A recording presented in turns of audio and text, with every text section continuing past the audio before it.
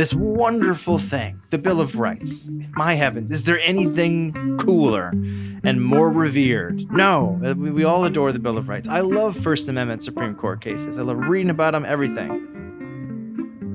That's Nick Capodice, co-host of Civics 101, the popular New Hampshire public radio show widely heard via radio and downloads and also used in middle and high school classrooms throughout the U.S.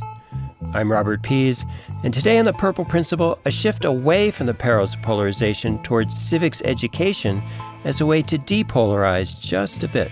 And I'm Jillian Youngblood, co-host here at The Purple Principle. And civics is my first love, both in front of this mic and also my computer screen, as executive director of Civic Genius, which is a nonprofit, nonpartisan organization working to strengthen our civic culture. Civics is a term you hear a lot, but does have varying interpretations. The simplest definition of civics would be the rights and responsibilities of citizens. Though you could also define it as the lifeblood of democracy, or as Ben Franklin is said to have said, a republic if we can keep it. Important stuff, civics, but let's be honest. As taught to middle and high schoolers from a well-worn textbook, civics has induced more than its share of groans and eye rolls over time, as well as note passing and text messaging on unrelated topics. But the team at Civics 101 has made civics not only more accessible, but kind of a cool, more personal subject too, at least when presented by Nick Capodice and co-host Hannah McCarthy. And I have had the unbelievable privilege of interviewing two descendants of plaintiffs in two Supreme Court cases. And in both of those cases, it was so eye-opening to speak to someone who doesn't just inherit these decisions the way that we all inherit them as Americans, but for whom they carry it in their bones. This is their life and this is their family story. Currently in the U.S., there's also a flurry of legislative activity involving civics education, at least 88 bills at the state level, and a federal funding bill, the Civics Secures Democracy Act, that's currently sitting in committee. We'll talk to one legislator in New Hampshire, Colonel Michael Moffett, who's taught civics for decades at the community college and university level. The civics ed bill he sponsored was recently signed into law in the Granite State. And again, for me personally, having taught this in this field, and also I've taught other courses in college as well, and I and others have just been, very discouraged by the lack of basic fundamental core knowledge of how government works. And we'll meet Dr. Laura Hammack, a superintendent whose rural school district in Indiana a few years back not only won their state civics contest 6 times, but the national contest 2 years running. And at the end, the judges, which never happens, gave these young women, it was just happened to be a team of 4 young women, stood up, gave them a standing ovation, and said, boy, this is what our leaders, need to be seeing a lot more of. Civics hasn't had this much attention since the Schoolhouse Rock episode launched in the 1970s. I'm just a bill, yes, I'm only a bill, and I'm sitting here on Capitol Hill. And it hasn't been this cowabunga since Lisa Simpson won her local civics contest in the 1990s.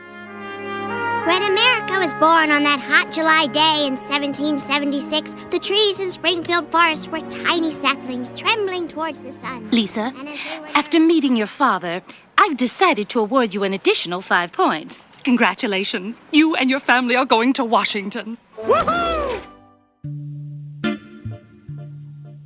Join us today as we explore the importance of civics education and the efforts to raise its profile nationwide, starting with the co-host of Civics 101, the long-running public radio show. This show has deftly handled topics as well-worn as the Electoral College and Judicial Review, and as poorly understood as the Electoral College and Judicial Review.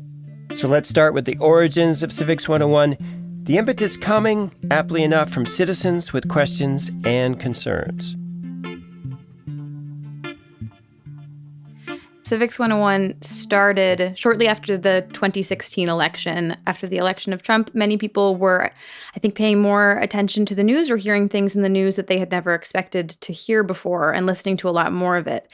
So we were getting questions along the lines of, can that person do that? I've never seen that done before, a lot of unprecedented. But also, just because people were paying more attention to the news in certain respects, we got a lot of, and now what does the Secretary of State actually do? Or what is a treaty, by the way? Remind me when you folks came on board, and I know is at different times. So, Nick, let's start with you. Sure. So I moved to New Hampshire from the great city of Brooklyn, and I was working at the time as in the education department at a place called the Tenement Museum in New York, where a place I adore, which is all about telling stories in order to teach history. And there was a job at NHPR for an education outreach producer at New Hampshire Public Radio, someone who can get the podcast into classrooms. And that was my job. Hannah at the time was doing production for the show. So Hannah and I started making these episodes on the side called Civics 101 IRL, which was kind of fun episodes about Supreme Court cases, civics in real life. How do these lessons actually apply to your daily life as an American? And then coincidentally, the host left and they tapped Hannah and I to be the co-hosts. And we quickly found that we could make a narrative style podcast that's a little bit more appealing to students. And that's sort of what the show morphed into over the last 3 years. I'm curious, how does one get into the classroom? It seems like with a lot of things like textbooks, for example, that there needs to be some sort of vetting process. But did you have to actually go through that process before teachers could begin to use your material? One teacher starts listening to it, passes it to another. And the next thing we know, we have this group of teachers who support our show, who play it in their classrooms. To sort of actually encourage that, we created something called the Cabinet, which is a group of 20 teachers across the country who help make lesson plans to pair with their shows, listen to them, tell us what they like, tell us what they don't like, and help us sort of be better geared to be in schools. But Rob, to your actual question, there's no official sort of process. And I would say, in actual fact, I have found that a lot of teachers will say, I'm so glad you made an episode about this because I can't say this out loud in the classroom. And because we can talk about sometimes a hot button issue as nonpartisanly as possible, these teachers are allowed to bring that debate into the classroom without themselves being perceived as the person who is instigating it, which I thought was both a bit sad and really quite interesting. So when teachers contact you to use the material in the classroom, typically is it high school level or is it middle school and younger? And we have spoken to an 8th grade class that didn't seem to have any trouble in comprehending or engaging with any of the material, which is really heartening because often it feels like you're shouting into a void unless you join a Twitter chat with a bunch of teachers, which we do fairly regularly, or we actually get to speak to some of these teachers on the phone or at conferences. I want to just jump on one thing, Hannah, because I was going to just say a big old ghost style ditto to that, because I agree 1,000%. We do student contests every year where we have students submit stuff, right? And this year's was called There Ought to Be a Law. And we asked students to submit proposed legislation to fix a problem in their community. We got hundreds of responses. That's a success. More than, say, an episode getting 250,000 downloads, right? Hundreds of students submitting laws. Big success. But the winner of that contest, her school principal listened to the episode, and he is starting to reevaluate school policy based on her proposed law. Hello, my name is Emily and I am from Sunnyvale, California. I believe that there ought to be a law that implements a mandatory life skills class lasting at least a year in all high schools across the country. Not being taught life skills in high school is a problem because students need to be prepared to probably take care of themselves in the real world, outside an academic standpoint. Student contests. Gotta love them. Especially when kids get revved up about subjects as vital as civics, just before they suddenly find themselves at campaign rallies and voting booths. Our next guest has been part of some really remarkable experiences at the National Civics Contest, We the People. Dr. Laura Hammack is the former superintendent of Brown County, Indiana, which won the national championships in 2013 and 14, as well as the Indiana contest 6 times. We'll circle back to Hannah and Nick from Civics 101 in just a beat. But let's hear more about that amazing group of kids from Brown County, as well as Dr. Hammack's experience with civics instruction. So I think, unfortunately, what I have noticed over the course of my career, I began as an educator in 1996. So over these, back in the dark ages, right, there has definitely been when we had the introduction of high stakes testing and assessment in public education, there was a decidedly strong shift towards a profound emphasis on mathematics and language arts reading instruction. And during that time, what was evidenced was a falling away of some of the humanities work, which social studies and civics education really falls under. So I don't know if you've had this particular question, or perhaps some of your colleagues have, but I'll direct it to you. Dr. Hammack, I'm going to be a professional ball player or actor or rapper. Why do I need to know this stuff?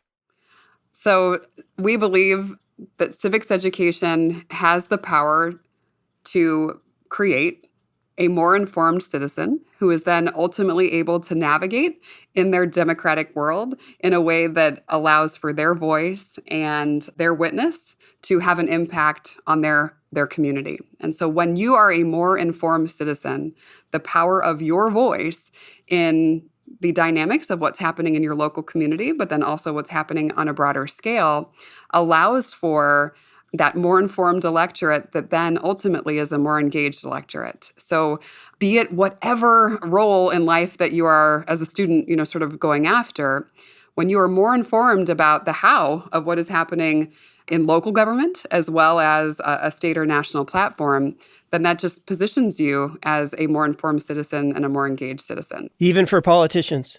Yes, even for politicians. Yes, particularly for politicians, right? It is extraordinary, really. And I think that, from some of the programming that we've been able to implement at the local level, we have 8th graders that are able to engage in discussion about the United States Constitution that can put many adults to shame. You've certainly had a lot of experience with some impressive middle schoolers, because if we're reading this correctly, in your previous district, your civics entrance in the We the People competition won the state championship 6 times. So tell us how you got interested in that program, how the kids were prepared, and how they were able to consistently do so well. Yeah, so actually, and I was lucky enough when I began as superintendent in Brown County, the We the People program was already there. And the incredible performance of this just to kind of position you with a little perspective on what Brown County Schools is all about. It's a very small rural school community, high poverty, and students from Brown County Junior High School won not just state championships, but they also won national championships in the We the People competition in Washington, D.C. So what we witnessed was the power of civics education to really change a community. We are really blessed with the Indiana Bar Foundation. It's an incredible organization that advances a whole number of incredible activities, one of which is their sponsorship of the We the People program. And they got connected with this curricula that allows for students in the 5th, the 8th, and then at the high school level to participate in the curricular component, which then ultimately is matched in a competition where students are spending the bulk of their school year in class preparing for a simulation of a congressional hearing. So this school district with a total of 1,650 students won the national championship for We the People for the 8th grade, which is just a really incredible thing, considering many of the backgrounds that the students, sort of carry, but they were able to be prepared from some pretty extraordinary educators that allowed for them to get to that position. Yeah, so I'm going to date myself here, but that sounds a little bit like the movie Hoosiers, but the civics version, right? Forget about the crowds, the size of the school, their fancy uniforms, and remember what got you here. Focus on the fundamentals that we've gone over time and time again. I don't care what the scoreboard says, at the end of the game, in my book, we're going to be winners. All right, let's go. Oh, you're so right. Yes, we are like the Milan, absolutely, of civics education. We'll take it. So you have these competitions, and these are judged, correct? That's correct. Can you remember some particularly difficult situations where some kid just came up with something remarkable that really impressed the judges? I'm wondering also, thinking to what these students went on to do, did it influence them long term in terms of their, college acceptances or their career paths? Absolutely. One that I'm recalling is the student whose first name is Marie. Marie has had the opportunity now in her high school year. The summer before COVID summer, so this would have been summer of 19, she was invited to serve a summer internship with the ACLU organization in Washington, D.C. And just this last school year, she was named one of only 12 Bezos scholars, which is a national indication. And so she was all in with her preparation. And it was at that point that she decided that for her and her future, that this was her only, she was just laser focused on making it happen. And so in this particular unit, the judges were really spending some pretty significant time on free speech, right? Freedom of speech and genuinely a school application of speech. And it was very interesting because in that particular unit, you had Marie, who had a point of view, and you had one of her teammates who had a very different point of view. And yet, in competition, they were able to respectfully, use that word, disagree with each other, to offer the evidence why, and then, be able to deliver a very compelling case on why their point of view was correct and why the others might not be substantiated. And at the end, the judges, which never happens, gave these young women, it was just happened to be a team of 4 young women, stood up, gave them a standing ovation because it was, and said, this is what our leaders, need to be seeing a lot more of, right? Because it was a true civil discourse on an extraordinarily complex topic. 8th graders being able to use then case law and evidence and fact in order to both come to very different conclusions, but in a way that was respectful. So the community then, because many of the students that just didn't have the means in order to have a new suit, the community really stepped in, and ultimately thousands and thousands of dollars were raised to make sure that the students had the right clothes to wear to Washington, D.C., and then flights and travel and all of that for families were donated to be able to make sure that everyone was able to go see these students compete when they made it to DC. So just genuinely a way in which the community really came together in order to advance, elevate, and kind of lift up these kids. Well, the middle school finals is Brown County. Winning nationals is a really big deal to me, so I study pretty much every night. All that hard work is paying off. After winning a district competition, then state, the class is now headed to Washington, D.C.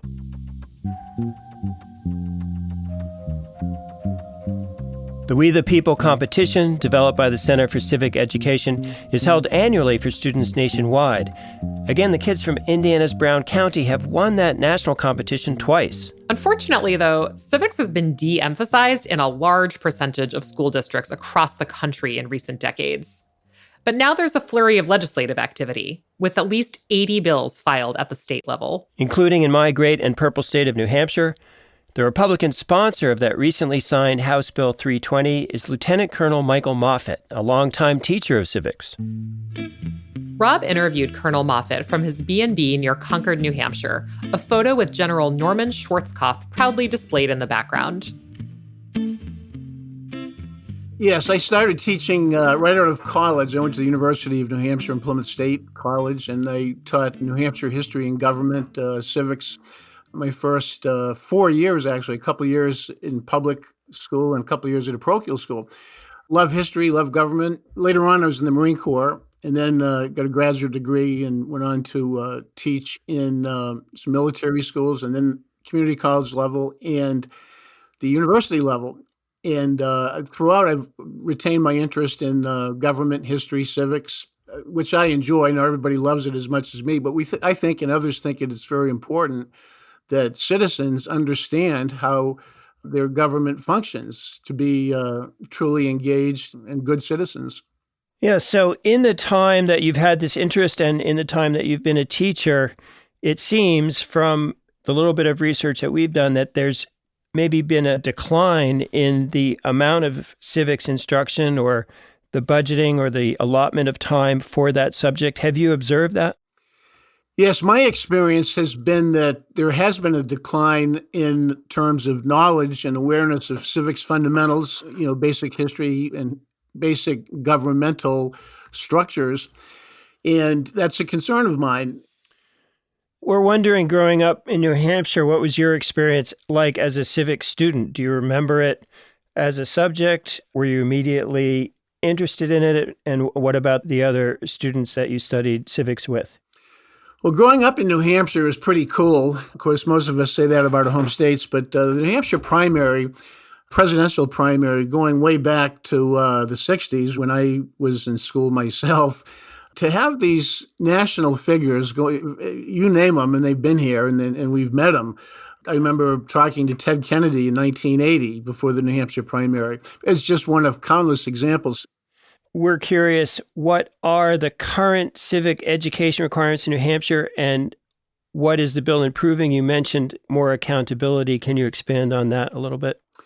Sure. In New Hampshire, we have requirements. Fourth graders, for example, have to take some instruction in civics, New Hampshire government and history. And oftentimes we'll see fourth graders visit the State House, which is wonderful to see these 9, 10-year-olds come to the State House and get tours and learn a little bit about the actual building where legislating takes place. So field trips like that are wonderful. And there's some 8th grade and also high school credit requirements. Again, the problem with the credit requirements is that if there's no assessments that go with those, then there's a very uneven application of civics instruction around the state. Every school is different. Every teacher is different. And all too often, my sense has been that there's been a lack of emphasis on the actual knowledge fundamentals of how government works. So I wonder if you've had this experience of trying to explain U.S. politics to, let's say, someone from almost any other country, even a country as close as Canada.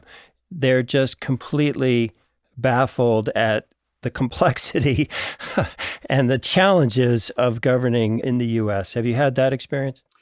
I have. I actually did a book with an Afghan-American Hollywood actor interpreter I met in Afghanistan, and he's somebody who had to take the civics naturalization test to become a citizen. So I've had conversations with people from Afghanistan, like Fahim Fazli, my co-author, to Canada. And last year's election, I know that it's confusing to not just Americans who don't understand the Electoral College. In 2016, Hillary Clinton got 3 million more votes than did Donald Trump, but Donald Trump became president. So some people scratch their heads, both in America and in Canada and other countries, and say, why? How does this work? In fact, I think most Americans don't understand who electors are. We saw on January 6th, when we had the trouble in Washington about the electors and certifying the election. Are you sometimes a little bit surprised or, let's say, disappointed with lack of civics knowledge from some of the newer legislators, some of the younger legislators who perhaps didn't benefit from as much civics education? I think in most legislatures, the freshman legislators certainly have a learning curve they need to learn about the processes. But in terms of basic knowledge of government, there's a spectrum. I think some new legislators are well-versed in how government works, and some are clearly not. And they learn as they go. In fact, in the House Education Committee hearing, one of the committee members pulled some questions off the test in question, the naturalization test, and asked those questions in committee. And we kind of had some fun with that. So, Michael, can you give us a couple of examples of some of the tougher and maybe a couple of the easier questions that high school students, presumably college students, and maybe someday your fellow legislators will have to be able to answer? Sure. You can go to the internet and you can just ask or punch in 100-question naturalization citizenship test or the 128-question naturalization citizenship test. There are the two versions. So some of the questions are historical. Some of the questions have to do with like multiple choice questions in some cases. Which of these persons was president of the United States? There are some history, chronological type questions. I'm trying to remember, there was a question about Eisenhower that came up. What was his contribution? What was his background to become president? Yeah, well, if I remember correctly from my U.S. history classes, wasn't Eisenhower courted by both parties to be a presidential candidate? Yeah, General Eisenhower was courted by the Democrats and the Republicans. He was kind of a non-aligned, independent person as a general. I was a military officer myself, and whoever your commander-in-chief is, you surrender your personal sovereignty to, take orders. So when he became a independent citizen, retired general, popular, and the Democrats wanted him, Republicans wanted him, and eventually he came out as a Republican and was elected in 1952. Yeah, well, as you probably saw, a lot of our topics and our audience are independent or unaffiliated voters in some states called nonpartisans. There's certainly a high percentage of that in New Hampshire, but there's not a lot of mention of independence in high school and college textbooks and in the media generally. Do you think that is a problem when you have anywhere from 35 to 45% of the population in a category that's not really well addressed in the curriculum or in the media? Sure. The notion of political parties, of course, if you go back to 1787, there were no political parties, but inevitably factions evolved out of the Federalists and the Anti-Federalists, but we've had basically a two-party system essentially for a couple of centuries. And third-party candidates do happen or do arise. So the two-party system, I think, needs to be discussed and analyzed. And are we locked into this two-party system, or is there room for third parties or other parties, that could have significance? I listened to your podcast about Alaska, and I was fascinated to learn how few people in Alaska, after listening to your show, are affiliated. I was fascinated by that. And here in New Hampshire, you have about 30% Republican, about 30% Democrat, and about 40% unaffiliated or independent. So in terms of civics discussion, civics testing, civics classes, the notion of focusing on independence and the roles that independents could play or do play in our process is very interesting to me. And of course, when both parties in most states are in the minority, they have to reach out to these independents. And that, I think, is a healthy thing for either or both parties to have to listen to people and reach out to unaffiliated voters and bring them into the process, get their support, get their votes. That kind of leads to our final question. We ask all our guests to show a bit of purple. And as you're a Republican legislator, could you name someone from the other side of the aisle, a notable Democrat, doesn't have to be living now, but in recent memory, that you have particular respect for? Well, there are a lot of great Democrats in our history, in my opinion. Of course, I am a Republican, obviously, and so I tend to trend a little bit more conservative. But there are many Democrats that I admired in the past and admire now. Currently, Senator Joe Manchin of West Virginia is a Democrat, a fairly independent-thinking Democrat who works with Republicans very well. I really admire the fact that he is capable of taking a more independent course, which has given him enormous power right at the moment with the 50-50 Senate. So Senator Joe Manchin, I really admire. And from the past, Senator Joe Lieberman, liked him a lot. He was the senator from Connecticut, very likable guy and very reasonable, I thought. Interestingly, Senator Lieberman was taken out in a primary, which you may recall, by a very liberal candidate. And then Senator Lieberman ran as an independent and got tremendous Republican support and some Democrat support, and he regained his seat as an independent. And in doing so, chose progress over partisanship, problem solving over polarization, and the mainstream over the extremes. Well, real quick, I would say that Senator Manchin, again, being independent, or purple, if you will, I know your organization has the word purple in it, there is immense power that Senator Manchin suddenly has because he is purple, if you will. Can you imagine not having to sit down, or there's no reason for you to sit down with your colleagues on both sides and have their input? The Senate is the most unique body of government in the world, of governing body in the world. It's deliberate. So there are times where being not locked into a party structure, which is rarer than it used to be, empowers somebody. So Senator Joe Manchin is like that today. New Hampshire legislature, we have the largest legislature in the country, as you know, a citizen legislature. We have 400 state representatives. I'm one of them. I love it. I've made a lot of friends. And as a civics person, a governmental person, I love going to the State House. I have many friends from, I hope, on both sides of the aisle. And I did have some bipartisan support for my civics bills. So that is crucial. If anything is ultra-partisan, it's going to have problems. But if you can get bipartisan involvement, then what moves forward can be more successful. So anyway, what you folks do is very interesting, the Purple Principle, and good on you for what you're trying to do.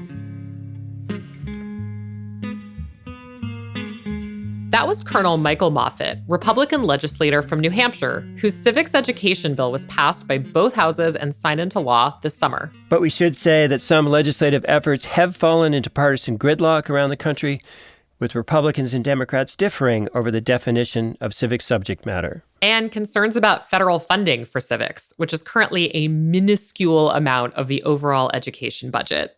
But a bill to expand federal funding, co-sponsored by Democratic Senator Chris Coons and Republican Senator John Cornyn, is still stuck in committee. Here in my home state, Colonel Moffitt's bill had pretty decent bipartisan support. That could be because of the large number of independent and split-ticket voters in New Hampshire. And it could also be due to the educational efforts of Civics 101, produced by New Hampshire Public Radio, widely popular throughout the state, both on the airwaves and in the classroom. We spoke to Civics 101 producers and co-hosts Nick and Hannah about some themes important to Purple Principle listeners, as well as some of their own favorite episodes. Okay, my favorite series that we did was The Declaration Revisited, which is looking at the Declaration of Independence, specifically how it dealt to people not included in the, and its wonderful promises. So we did an episode about Black Americans in the Declaration, Native Americans, and women through the Declaration of Sentiments. So, this re-examination of our tried and true, held up foundational documents. I fall madly in love with whatever subject we're covering at the time. And currently it's Supreme Court cases that you absolutely must know. But we're going through civil rights cases, and I have had the unbelievable privilege of interviewing two descendants of plaintiffs in two Supreme Court cases. So I got to interview the great-great-granddaughter of Dred Scott, and I got to interview the daughter of Fred Korematsu. My father learned about the Constitution in high school. He was born in Oakland, California, attended Castlemont High School, was just like any other American kid, and hung out with his friends, but he was paying attention to the Constitution that day in class. And he thought he had rights as an American citizen. And you start to, once you infuse that human element in these stories, you actually start to understand it. You understand what it was for a man to end up in an internment camp after believing that you should not forcibly remove and relocate an American citizen without any sort of due process. Nick, I believed in one episode, it might have been one about maybe the Democratic Party. At the end, you were talking about, it was a very interesting episode because we kind of assumed that there's been these designations of red being Republican and blue being Democratic for a long period of time, but you informed us that's not the case. And at some point in the episode, you actually said to your listenership, hold on to your little purple hat. And that's our favorite color here. That's great. I'm afraid that might be the only purple reference that I've snuck in, but I promise you will not be the last. I truly did have my mind blown when I learned that red didn't mean Republican and blue didn't mean Democrat, and also had my mind blown at just how the two parties have swapped completely, 100%, complete 180s from what they used to be since they were first formed, and that they could do so again. So perhaps the purple is, a very sensible, safe, inflatable rowboat to be on oceans of red and oceans of blue that are constantly changing. I know you did an episode on independence, and that was particularly interesting for us. I don't want it to sound also Pollyanna-ish, but the greatest joy I have personally had working on this show is having my mind changed. And it does all the time, to having things that I believed were true fall like sand beneath my feet. And I think, too, what perhaps the independent mindset can allow for is possibly a greater openness to conversation with people of different perspectives. Because it's certainly, in both my life and on this show, been through that my mind has been changed, or that things have been revealed to be untrue. That was Hannah McCarthy and Nick Capodice of the popular Civics 101 radio show and podcast, also used as an educational resource throughout the country. It's like Schoolhouse Rock and the Simpsons Civics episode rolled into one. Yeah! In 1776, fireworks! There were fireworks too. The city of Washington was built on a stagnant swamp some 200 years ago, and very little has changed. But with quite a bit more of that NPR research and credibility. There's over 250 Civics 101 episodes and counting. My personal favorites are not surprisingly on independence and third parties. But in light of recent history, the episode on peaceful transition of power also resonates quite a bit. And I'm going to be that high school overachiever who raises her hand and says, I love them all. But you've got to check out their starter kit, How a Bill Really Becomes a Law, even before the other 200. Thanks also to Dr. Laura Hammack and Colonel Michael Moffat for speaking with us for this episode. In today's polarized climate, we're not going to get a lot of agreement on many issues, but that's all the more reason to fund and implement civics education as widely as possible, just to make sure there's common ground beneath the hyper-partisan battles. At that day job of mine, Civic Genius, we're all about less division, more action, and strengthening our civic culture. Check us out at ourcivicgenius.org. There's a number of other committed nonprofits doing great work in the civic space, such as iCivics and the Center for Civic Education, which administers the We the People contest. A more complete list is included in our show notes. Next time on The Purple Principle, we're going to look at two of America's most difficult civic undertakings, the abolition of slavery in the 1800s and the civil rights struggle from Reconstruction to the current era. We'll be speaking with Dr. Omar Ali, professor of history at UNC Greensboro, and the author of In the Balance of Power, Independent Black Politics and Third-Party Movements in the United States. And what the book basically does is it tells a story of the ways in which African Americans have had to effectively insert themselves into the dominant structures, political structures of the society by creating independent political organizations, associations, networks, and parties in some instances to advance civil, political, and economic rights of African Americans, and joined at times poor and working white people and other groups of people to advance democracy in America. We really hope you'll join us then. And meantime, consider sharing a little civics education in the form of this episode with a friend or colleague. There are links to that and social media in our show notes. And coming soon, we'll be launching bonus material in Patreon, including full-length guest interviews and episode previews.